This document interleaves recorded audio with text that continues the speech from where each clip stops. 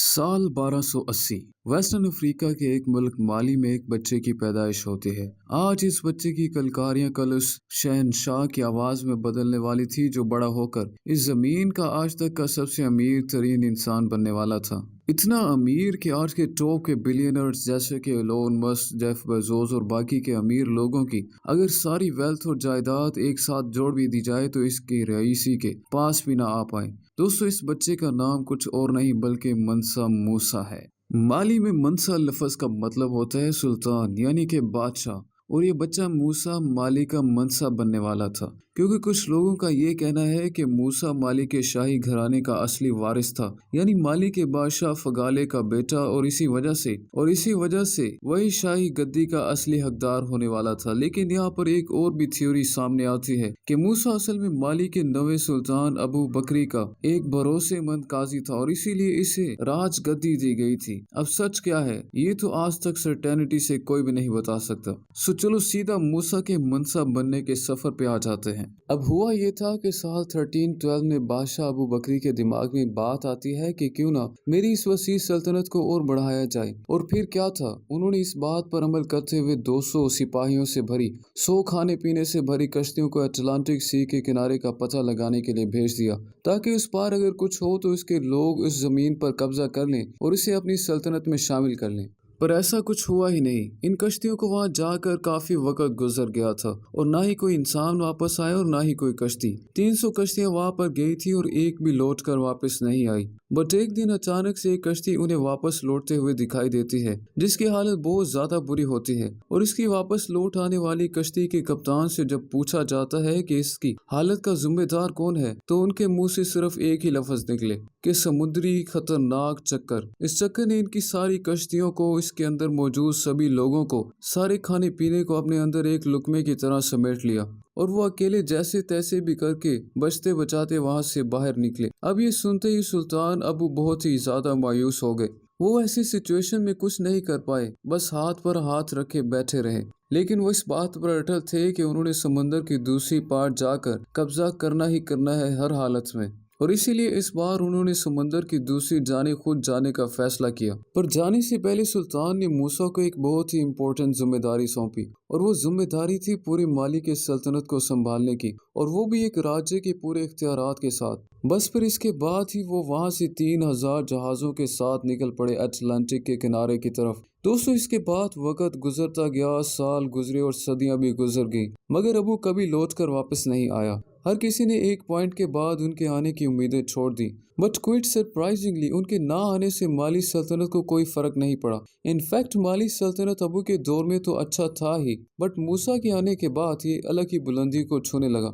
End of course ये मूसा का कोई तुक्का शुक्का तो नहीं था बल्कि इसकी सोची समझी स्ट्रेटजीज का नतीजा था। गद्दी पर आते ही मूसा ने सबसे पहले तो ये सोचा कि कैसे राज्य की आय यानी कि रेवेन्यू को बढ़ाया जा सकता है, और इस वक्त इस सवाल का जवाब बिल्कुल सिंपल था। दो सबसे अहम चीजें सोना और नमक को अपने कंट्रोल में कर लो और फिर इन्हें बेचकर पैसे आते रहेंगे। और ये करने के लिए इसने ऐसे इलाकों पर हमला शुरू कर दिया जिनके पास सोना और जखायर के वसी जखायर मौजूद थे, जैसे कि बुम्बुक गोल्ड माइंड जो तब भी सोना देती थी और आज भी सोना देती है, और इसके साथ ही एजल, अव्वल और तगाजा जहाँ से नमक निकलता है। अब जाहिर सी बात है मिनरल्स का मिलना इज इक्वल टू पैसा। अगर सल्तनत में पैसा आएगा तो ऑब्वियसली बात है कि शाही खजाने में भी बढ़ोतरी होगी, और शाही खजाने में बढ़ोतरी से राज्य और राजा दोनों में ही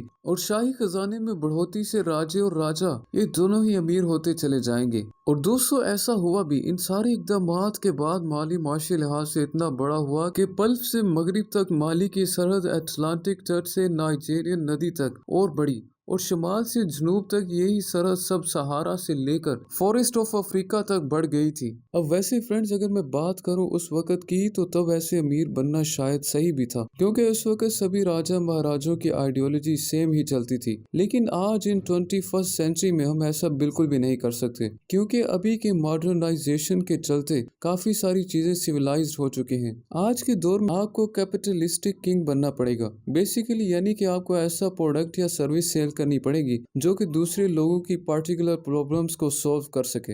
मनसा मूसा को अपनी सल्तनत को ऊंचाइयों तक पहुंचाने में एक और चीज भी मदद कर रही थी, वो थी इसका मजहब इस्लाम। इसकी ज्यादातर राया मुसलमान थी, इसीलिए इन्हें मूसा की बादशाहत से कोई मसला नहीं था। पर मूसा की सल्तनत में कुछ ऐसे कबीले भी थे जो मुसलमान नहीं थे, और उन्हीं कबीलों में से एक कबीला था बामुक माइनर्स का। उन्होंने मनसा के मजहब के खिलाफ आवाज बुलंद की क्योंकि उनको अपना मजहब खतरे में लगने लगा। लेकिन मनसा मूसा की इतनी बड़ी अजीम फौज के सामने वो ज्यादा टिकने वाले नहीं थे, और ऐसा हुआ भी। लेकिन उनके ऊपर काबू पाने के बाद मनसा मूसा ने उनको मारा नहीं, बल्कि झट से ये बात समझ गए कि उन्हें अगर अपनी हुकूमत बचाए रखनी है तो उन्हें बाकी के मज़ाहब की भी इज्जत करनी होगी और उन्हें भी साथ लेकर चलना चाहिए। और इसीलिए माली सल्तनत का स्टेट रिलीजन तो इस्लाम ही था, पर कुरान के कानून वहाँ पर लागू नहीं होते थे। इसी आसान लफ्ज में समझे तो माली बादशाहत इस्लामी होने के बाद भी वहाँ पर सारे मज़ाहब को इनके मजहबी अकायद को पूरा करने की खुली इजाजत मिल गई थी। यानी कि इसकी हुकूमत के तमाम तर लोग इसी के साथ थे, लेकिन इसकी हुकूमत के नहीं बल्कि साथ वाली सल्तनतों के लोग भी इसी के साथ थे, क्योंकि वो इन्हें अपना इलाही मानते थे।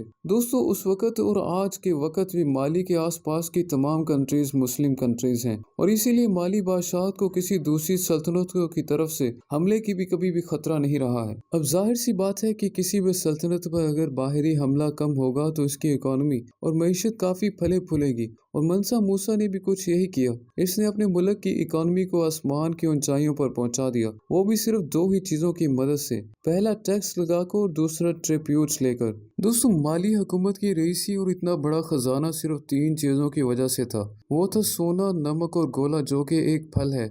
सोने की कीमत माली में आज और उस वक्त भी सेम ही है। इनफैक्ट आज माली अफ्रीका का 4th लार्जेस्ट और वर्ल्ड का 30th लार्जेस्ट गोल्ड प्रोड्यूसर है, और माली इस वक्त में भी यूरोप और मिडिल ईस्ट से ज्यादा सोना बना रहा था। पर इससे ये मत समझ लेना कि इसीलिए मूसा इतना अमीर था, ऐसा बिल्कुल मत समझना। माली में मौजूद कोई भी सोने की खदान मूसा या फिर माली हुकूमत की कभी थी ही नहीं। तो फिर सवाल ये आता है कि मनसा मूसा को इतने फायदे कहाँ से मिलते थे? वो इसलिए क्योंकि इसने खदान से निकलने वाले सोने पर टैक्स लगा रखा था। इतना टैक्स के कहा जाता है कि पूरा माली का सल्तनत सिर्फ टैक्स के पैसे पर ही चलता था, और इसीलिए मूसा को भी कभी भी इन खजानों को अपने काबू में लाने की जरूरत ही नहीं पड़ी। इनफैक्ट मूसा ने तो इन खजानों की लोकेशंस को भी दुनिया की नजरों से सीक्रेट रखा था। माइनर कम्युनिटीज अपना सोना सूडान के मिडिल मैन को जरूरत की चीजों के बदले में बेचते, और ये सूडानी जरूरत की चीजों को बाहर के ट्रेडर से खरीदते, और इस तरह से किसी बाहर वालों को इन माइनर्स का पता ही नहीं चलता। लेकिन दूसरी तरफ नमक की खजानों और गोला फल भी माली की माशी तरक्की में बहुत अहम किरदार निभा रहे थे। अब ये नमक कोई खास नमक नहीं था, ये वही रोजमर्रा के खाने में डालने वाला नमक था। पर सिर्फ खाने में ही नहीं बल्कि सहारा जैसे रेगिस्तान में खाने की चीजों को खराब होने से बचाने में भी ये अहम किरदार अदा करता था, और इसीलिए इस वक्त नमक की कीमत भी सोने से कम नहीं थी। और कोला एक ऐसा फल है जो रेगिस्तान में पानी की प्यास लगने से रोकता है, और इसी वजह से इन दोनों चीजों का कारोबार काफी ज्यादा बढ़ चढ़ रहा था।